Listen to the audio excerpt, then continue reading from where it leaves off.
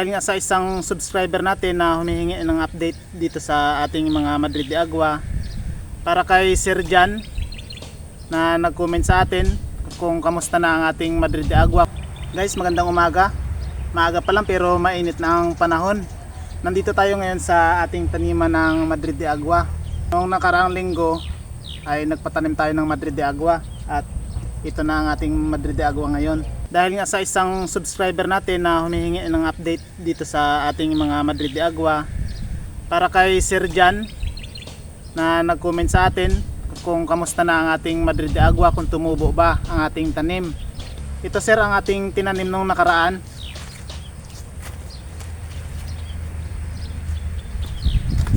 Ito na, malalaki na ang sibol ng ating Madrid de Agua.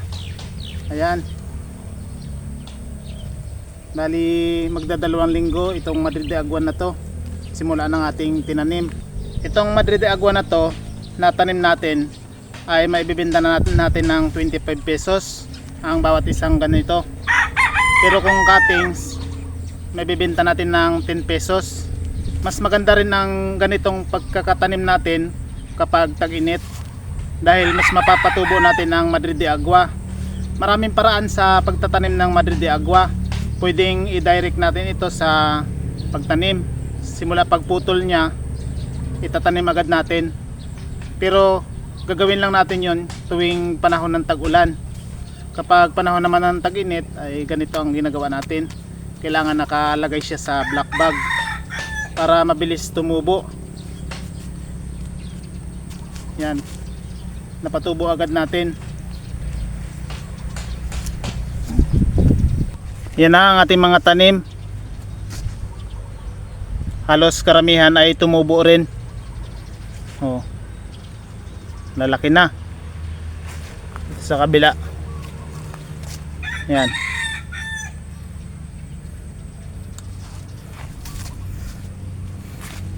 Kapag nagtanim kayo sa black bag nitong Madrid de Agua, kailangan na hindi siya naaarawan kapag tanghalin tapat. Sa umaga at sa hapon kahit maarawan sila ay okay lang. Wag lang sa tanghali dahil sobrang init, mamamatay ang Madrid de Agua. Sa una lang naman masila ng Madrid de Agua kapag pinapatubo nyo pa lang sila. Pero kung malaki na sila, tulad nitong ibang mga tanim natin, yan, malalaki na, kahit sobrang init at hindi sila nadidiligan ay nabubuhay itong Madrid de Agua.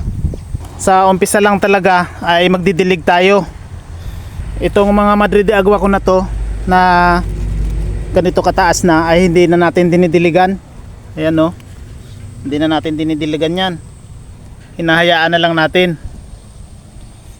Tapos kapag mag-harvest tayo, puputol tayo dito. Tapos may sisibol naman yan na sanga dito. Hinahayaan lang rin natin, hindi natin dinidiligan. Tapos yung pinagkunan natin, ito yung tinatanim natin ng panibago. Ganyan lang ang ginagawa natin. Pero alam nyo ba guys na itong puno ng Madrid de Agua ay pwede nating pataasin gaya ng puno ng mangga at ng mga iba pang puno. Pwedeng lumaki ang puno nito. Yun nga lang, medyo matagal at hindi nyo pa siya ma-harvestan kung gusto nyo na palakihin. Dito naman sa atin ang ginagawa natin, magkakadikit na ang tanim natin. Yan, para marami tayong may tanim, marami din tayong ma-harvest. Itong Madrid de Agua na to ay pwede na nating itanim. Pero mas maganda kung ganito na siya kahaba. Yan. Kapag marami naman na kayong nagawa na Madrid de Agua cuttings na nailagay nyo sa black bag tapos tumubo na, pwede nyo siyang utay-utayan ng tanim dahil okay lang naman na tumaas siya kahit hindi pa natatanim yung iba. Siyempre kung marami tayong maitanim sa black bag, hindi naman agad natin ito lahat maitatanim sa ating pwedeng pagtaniman, kaya okay lang na utay-utay. Guys, ganito lang ang pagtatanim natin, ipapakita ko sa inyo.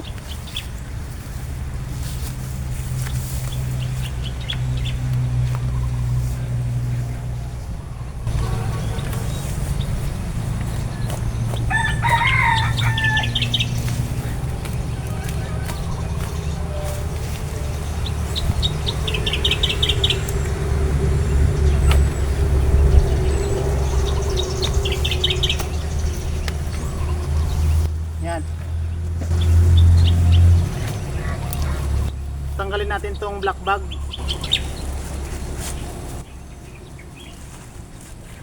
Ito.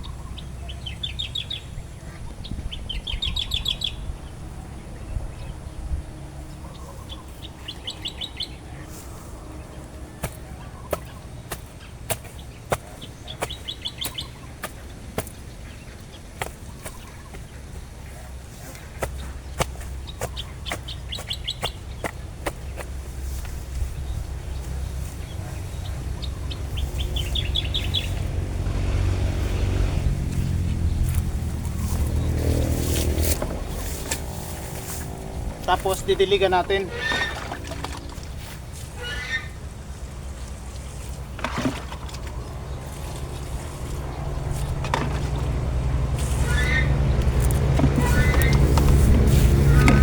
Ito na ang ating tinanim na Madrid de Agua.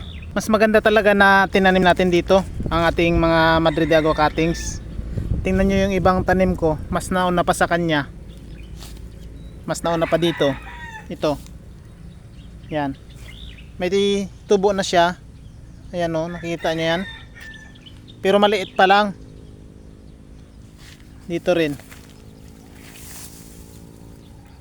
Ayan o. Hindi masyado makita, mainit. Ayan. Maliit pa lang ang tubo niya. Pero naunang tinanim to kaysa dito sa tinanim natin sa black bag. Ayan. Kapag tag-init, mas maganda na ang cuttings natin talaga ay nakatanim dito. Mas mabilis tumubo. Kapag tag-ulan naman, ang gagawin natin ay ganito. Yan. Mas mabilis naman tumubo ito. Itong ganito kapag tag-ulan.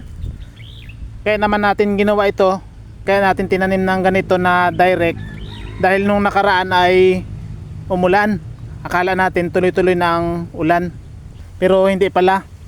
Kaya ganito, na yung iba ay namatay, yung iba ay may tubo rin naman. Yan. Yung ibang mga tanim ko dito ay nakatanim din dati sa black bag. Yan. Tapos dito, yan o, malalaki na. Nakatanim dati sa black bag. Dahil itong lugar na to na pinagtaniman natin ay dating palayan. Kapag tag-ulan, naka-stack yung tubig dito. Ang cuttings ng Madrid de Agua hindi natin pwedeng itanim sa naka-stack na tubig, mamamatay ang cuttings. Pero kung napatubo na natin sa black bag at mataas na tulad nito, kahit mababad siya sa tubig ay okay lang. Dahil yung ugat niya mahaba na, tatagal ang buhay ng ating Madrid de Agua, hindi siya mamamatay. Kaya ganun lang ang ating gagawin guys. Kapag tag-init, sa black bag natin itatanim.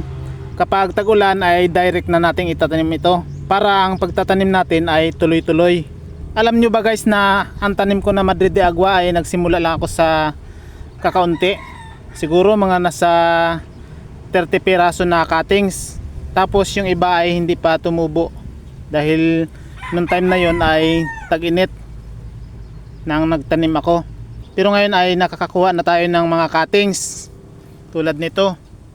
Yan, pwede na nating ibenta yan. Mas maganda rin na marami tayong tanim na Madrid de Agua para sa ating mga alaga. Hindi lang naman sa baboy natin ito pwedeng ipakain. Pwede rin natin ipakain sa kambing, bibi, manok, pato, rabbit at sa baka. Kaya importante talaga itong Madrid de Agua. Lalo na sa panahon ngayon na mahal ng feeds. Kahit bumaba ang karne ng ating mga alagang baboy, ang feeds ay ganun pa rin ang presyo. Kaya mas kumikita ang mga mayroong binibenta na feeds o yung kumpanya ng feeds. Tayo na nag-aalaga ng baboy, kapag time na mababa ang presyo ay kaunti lang ang ating tinutubo. Kaya diskartihan na lang. Kailangan na may tanim tayo nitong Madrid de Agua. Tulad ngayon guys, wala na tayong kangkong dahil tag-init. Ang taniman ng kangkong ay natutuyo na. Tapos marami ring tumatali ng baka, kalabaw, at minsan ay nilalagyan pa ng mga itik ang ating kangkungan na kinukuhaan. Kaya wala tayong nakukuhang kangkong. Sa ngayon, ito, Madrid de Agua. Yan, malaking tulong sa atin. Yan. Madrid de Agua ang ating binibigay ngayon sa ating mga alaga. Oh. Gustong gusto nila oh. Kabila oh. Putik. Ito. Oh. Oh. Oh, gustong gusto ng ating mga alagang baboy. Oh, kabutik. Hindi. Akit.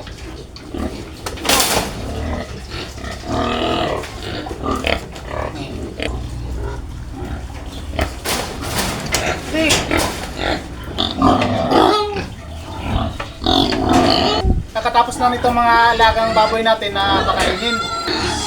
Pero nag-iingay ulit kapag nakikita nila na may dala tayong Madrid de Agua. Yan guys ang update sa ating tanim na Madrid de Agua.